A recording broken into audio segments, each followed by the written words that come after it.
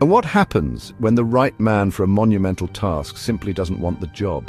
History is filled with figures who shy away from power, only to be thrust into the spotlight by circumstance.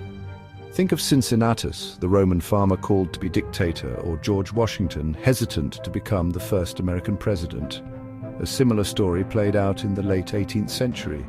His name was Lord Cornwallis.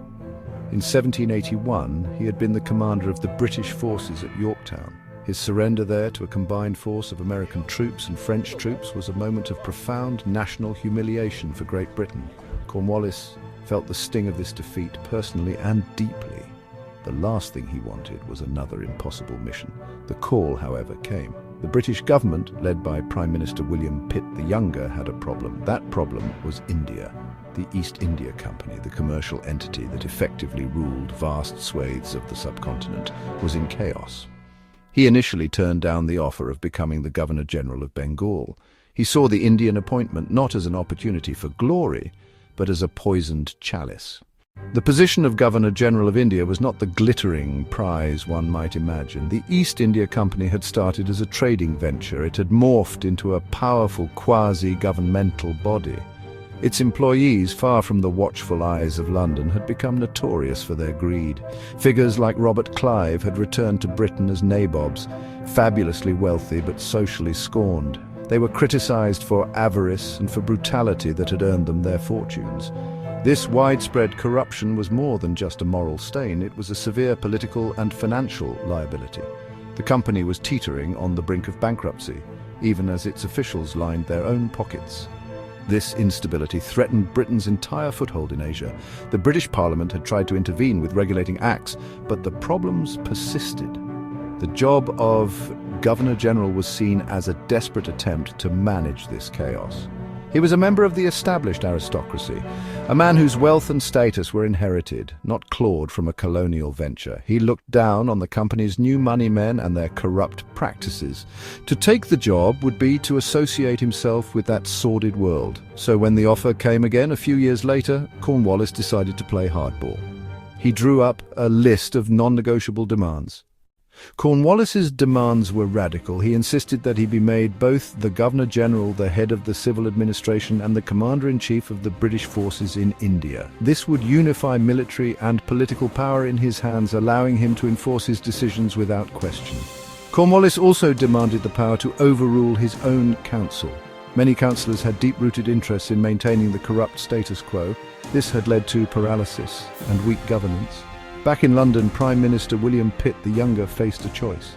He trusted Cornwallis's integrity and believed only a man of his stature could succeed. Pitt persuaded Parliament to pass the India Act of 1786, a piece of legislation that granted Cornwallis all of his demands. With his conditions met, Cornwallis accepted the post and set sail for India in 1786. He arrived in Calcutta not as just another company official, but as a viceroy in all but name, armed with the full backing of the British state. He was there to clean house, and everyone knew it. His mission was to reform the administration from top to bottom, to stamp out corruption and to establish a system of government that was both stable and profitable for Britain.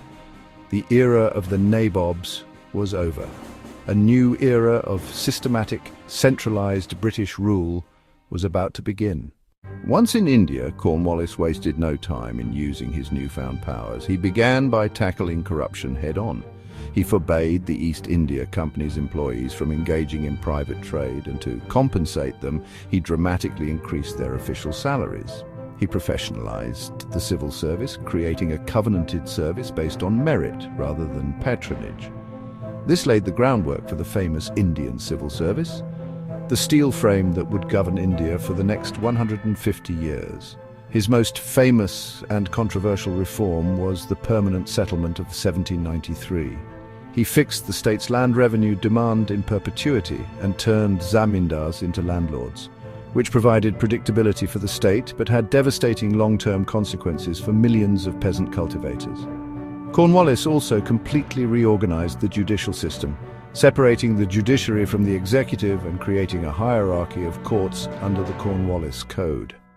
However, a key and deeply damaging feature was the systematic exclusion of Indians from any position of high responsibility.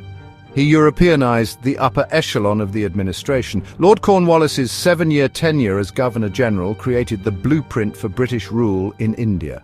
His reforms, order, anti-corruption measures and administrative structures allowed a small island nation to control a vast subcontinent for another century and a half. His story is a reminder of how a single individual, driven by duty and armed with immense power, can leave an indelible and complex mark on history.